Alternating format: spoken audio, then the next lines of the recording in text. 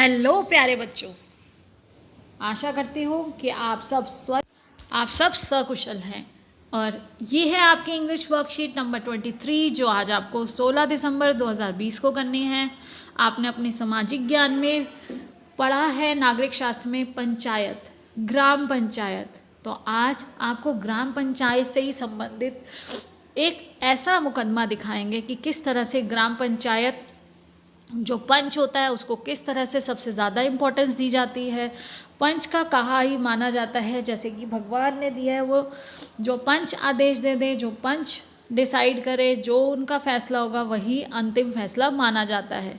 तो देखिए ये यहाँ पे बेटा पिक्चर बनाई गई है। तो बेटा देखिए ये है आपका village. Do you know in a village, elderly and wise people are chosen by the local community. लोग खुद चुनते हैं बेटा to settle fights between individuals and villages. कुछ लोगों के बीच में अगर छोटे मोटे कोई भी विवाद होते हैं या गाँवों के बीच में परेशानियाँ आती हैं तो वो पंचायत के स्तर पर ही ख़त्म कर दी जाती हैं। This assembly of 5 elders is known as panchayat. जो ये 5 लोग हैं जो बड़े समझदार बुद्धिमान व्यक्ति गांव के होते हैं उन्हें पंचायत में लिया जाता है। ग्राम पंचायत इसी को बोला जाता है। The leader of the panchayat, जो लीडर होता है पंच 5, और पंचायत में जो लीडर है उसको बोला जाता है बेटा मुखिया। वो मुखिया होते हैं। आपने सुना होगा सरपंच जी, मुखिया जी।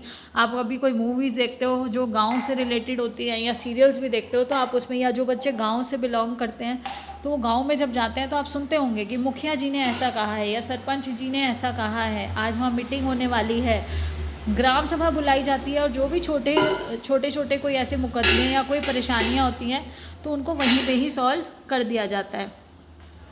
तो अब देखिए, match the phrases in column A with the phrases in column B and frame complete sentences.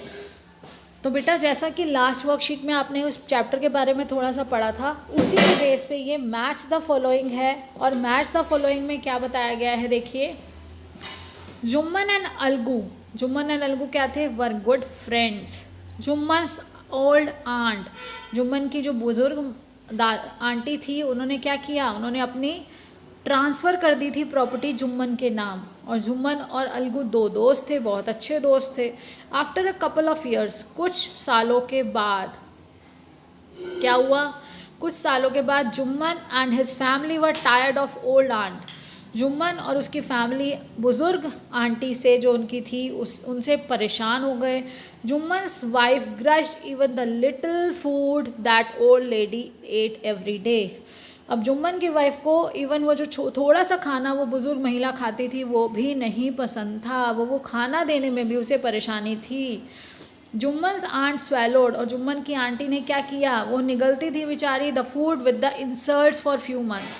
वो कुछ महीनों तक तो वो खाना उस बेइज्जती के साथ ही निगलती रही, लेकिन हर चीज़ की लिमिट होती है, आपने देखा था। उसके बाद उन्होंने क्या किया, उन्होंने सब लोगों को बताना शुरू किया गाँव में। तो उसके आगे ये है, one day she spoke to Zumman, my son, it is now obvious that I am not wanted in your house. बेटा अब मेरी आपके घर में ज़रूरत नहीं है। Kindly give me a monthly allowance so that I can set up a separate kitchen. Please मुझे मंथली कुछ पैसे दे दिया करो ताकि मैं, क्योंकि उन्होंने अपनी प्रॉपर्टी तो जुम्मन को दे दी थी पूरी, तो उन्होंने कहा मुझे कुछ पैसा दे दिया करो ताकि मैं अपनी एक अलग किचन बना लूँ और अपने लिए जो ज़रूरत का काम है, ज़रूरत का सामान लाकर खुद ही अपना खाना खुद ही बनाकर खा सकूँ।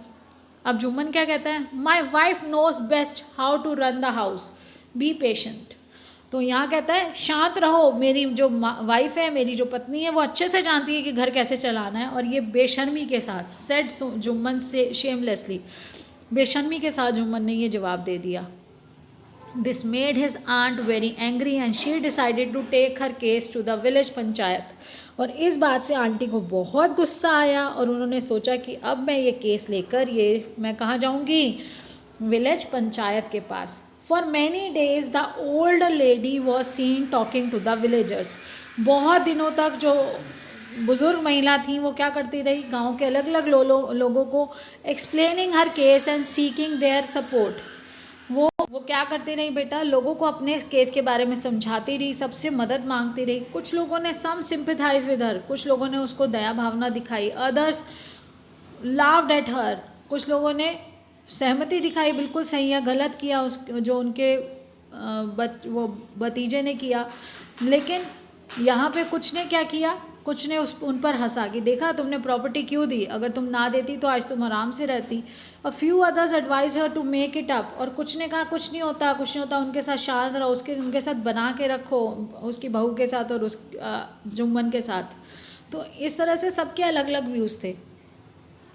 On the basis of your reading, choose the correct word meaning from the help box and write them in the space provided. तो बेटा अब जो है आपको ये जो क्लूज़ दिए गए हैं यहाँ पर ये इनके मीनिंग्स हैं।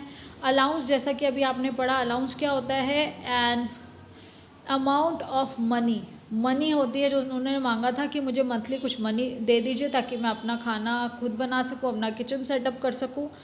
पेशेंट, तो यहाँ क्या है, पेशेंस से है ये, बी पेशेंट। यहाँ पर वो पेशेंट वो वाला पेशेंट नहीं है बीमार वाला, यहाँ पर है बी काम, शांत रहो, आराम से रहो, शांत। शेमलेसली, शेमलेसली बेशरम, अब बेशरम के लिए क्या होगा, not feeling bad about doing something bad, उसको पूरा कुछ भी बुरा नहीं लग रहा था जुम्मन को ऐसा कहता हुआ कि मेरी जो वाइफ है वो सब जानती है कि घर को कैसे चलाना है। सिंपथाइज, कुछ गांव वालों ने सिंपथाइज किया आंट के साथ, तो वो सिंपथाइज का मतलब क्या है, to feel sorry for someone, किसी के लिए बुरा लगना, परेशान हो जाना, उनकी फीलिंग्स को समझना। तो अब है बेटा आपका कोविड अप्रोप्रिएट बिहेवियर, जैसा कि आपको पता है, to keep maintaining physical distance of 6 feet और 2 यार्ड्स, आपको 6 फीट और 2 गज की दूरी का ध्यान रखना है, मास्क ज़रूर पहनना है, और समय समय पर हाथों को साबुन व पानी से धोते रहिए। जितना हो सके खुद भी जागरूक रहिए, अपने जानने वालों को भी जागरूक बनाए रखें ताकि हम कोविड-19 को फैलने से रोक सकें। आशा करती हूँ आप सब अच्छे से पढ़ रहे हैं, समय पर अपना काम करके भेजिए, आपके उसके मार्क्स भी लगने होते हैं बेटा, और साथ ही साथ उसको बुक से चैप्टर को ज़रूर पढ़िएगा। Thank you, have a nice day.